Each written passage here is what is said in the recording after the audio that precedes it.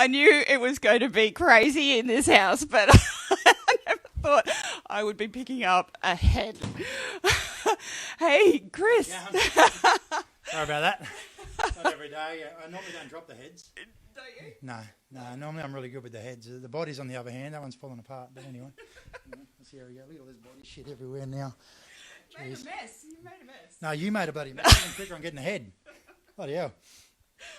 So, welcome everyone to our 7th episode of Real People of the Sunshine Coast. And I'm really excited, I think, or anxious or about what's going to happen for the rest of this Facebook Live. Because we're here at Chris Sun's studio. Is that what you call it? I keep thinking he's going to like grab you or something and like pull you back.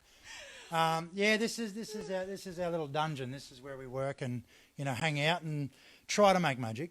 Sometimes. See how we go. Yeah. No. Oh, we know you make magic. I'm making a bloody mess right now.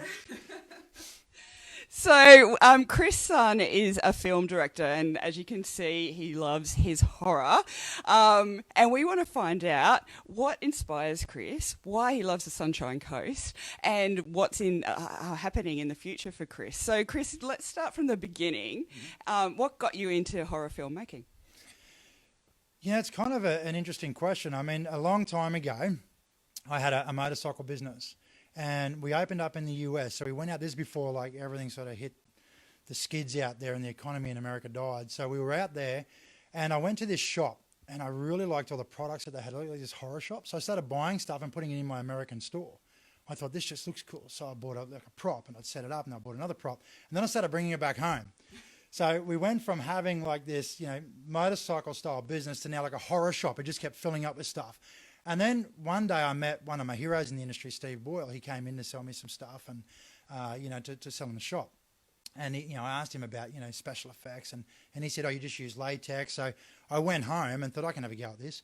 So I sculpted up like this book cover and made my first book cover out of latex. And from there I was hooked. Yeah. I was like, I really think that I can, do this, not so much for a living, but, maybe I can, sort of something can happen here. So while I was building the props, I then ended up meeting two Sunshine Coast documentary makers that were also making a little sort of zombie film. Yeah. And they come and spend a night with me in my shop because what happened was people used to say that the old location that I was renting was haunted. So I decided, this is back in MySpace days, all right? So I know Facebook would kick you off because I said MySpace, but anyway, fuck them. I didn't do that, did I? Oh, no. Shit. It's damn. Live, done. Sorry, Facebook. So anyway, I was sitting outside with these guys and they were telling me how they're making movies and I said to them, I'm going to make a movie. And they're like, righto. I said, I'm going to go home, I'm going to write a script. I had no idea what I was doing. And they're like, yeah, mate, good luck, mate, whatever. So I did. I went home and I had no script writing program, but I grabbed Microsoft Word and I wrote my first script and the rest is history. Yeah. From there, we just kept making movies. Yeah. Cool. So what kind of time frame was that? All inside 12 months. Yeah. I actually shut the store down permanently because business was quite quiet by then. It was really bad. Yeah. So I thought, this is it. I'm just going to get into making movies. I actually sat down with a couple of friends and my bookkeeper at the time and said, this is what I want to do. And they said, just go for it. Yeah. So that was it for me. I just decided there's no turning back. So I taught myself more about making props and movies. Everything, for my first film was all done over the shot. I didn't even know you could get cranes and dollies. I had no idea about this fancy equipment. But yeah, now of course I do. Yeah, absolutely. And it comes at a bloody cost too. Yeah, we'll talk about that in a minute. But so tell us a bit about that particular movie and the movies you've made since. Well, Come and Get Me is, I'll always be proud of it. That's my first film, but it is rough as guts. Yeah. It's, it was a lot of great people that are, in the industry. We were all learning at that time, I guess. So they all come on board, and it was all. We actually had a news cameraman as our DOP. Yeah. I didn't even know what DOP meant. I just knew. What does it mean? Director of photography. Oh, right. I just had a cameraman, so he's like over the shoulder with his little camera, and we just filmed as much as we could. And what was really important to me though was the special effects, making sure we have really good special effects. Yeah. And I think that's shown throughout my films over the years. Is I love practical effects. As you can see, it's all about the 80s style of movie making is what I enjoy. Yeah. And I'm not even though CGI today is phenomenal, I'm never going to have those kind of budgets. Yeah. We're still independent films, so we rely on building insane props. I'll just show you something real quick. Oh yeah. Like Sam Coward from Hot FM. This is his head. Oh my God. This is Sam's head. Hey, welcome to Hot FM. Yeah. In my third film, I chopped something else of Sam's off, but you can ask me about that later. But this is Sam's head. But yeah, for me, it's all about the practical effects. Yeah, Definitely. fantastic. Okay, so there is a lot of cost involved. Like you were telling me, how much was that dead body? Well, a dead body can go anywhere from $1,000 to $50,000. It depends on your budget. It depends on how realistic you want it. And keep in mind too, though, the indie filmmakers out there, you can make a really basic latex head.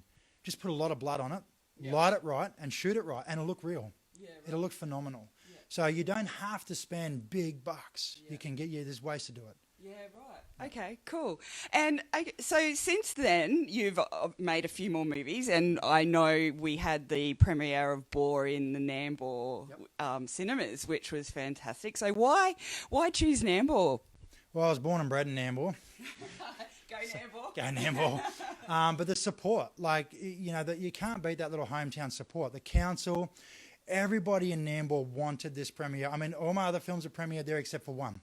We moved that to Maroochydore and for Charlie's Farm, and that was huge, but it wasn't like being at Nambour, so I wanted to go back there. It was important to me to do it there. The locals came out. It was, just phenomenal. Sam was there. Yeah, Sam was there with his head. With his head. Yeah. Yeah, I mean, as I said, I was born and bred there, so why not? I'm a sunny coaster through and through. Yeah. So what you're doing here is actually like a worldwide type of niche genre, and you've got a bit of a cult following too. So, but why do you stay on the Sunshine Coast? Because it's cheap.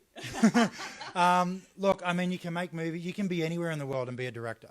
You could live in the middle of Australia and be a director. But the Sunshine Coast has everything. It's got the beaches, the mountains, the country. Anything you want as a filmmaker, we've got right here. We don't need to go to the Gold Coast or anywhere, although we wouldn't mind go to Hollywood, Hollywood. But, I mean, the Sunny Coast has got it all. Yeah. So, and the businesses are so warming and welcoming when you're making movies here too. They all want to support. Yeah. That's the cool thing. I mean, you get the indie guys at the start asking for a bit of sponsorship here and there, but eventually it goes around. And it starts to turn, and all of a sudden, my last two films, we were paying for accommodation, we're paying for catering, we're paying for everything. We're bringing all these people and giving them, some funds to go shopping in our local stores and stuff like that. So, the film industry can really, boom here on the sunny coast because everybody's getting behind it now. There's a lot of great artists here. So fantastic. So I'm hearing whispers of what there might be something exciting on the cards for your future. Oh, look, Sam's trying to get it out of me. Everyone's trying to get out of me what's going on. What I can tell you is that there's another script I've got to read this week. That's from an independent sort of point of view. My management in the States have been communicating with some studios, possibly a shark or a crocodile film. I don't know what's going on there yet. Yeah. I think with the new movie Crawl coming out, I don't think a crocodile film is going to be on the cards. But there was also talk of a war film that had like this big monster in it. That was really cool. Again, I think they want to shoot that out between England and here. Oh, okay. So there's a couple of cool things there. And a lot of people have been wondering, well, what's Chris been doing since the Boar premiere? And we have been, between my partner Chrissy and myself, working on something that we can't announce it yet, but there is something happening out there.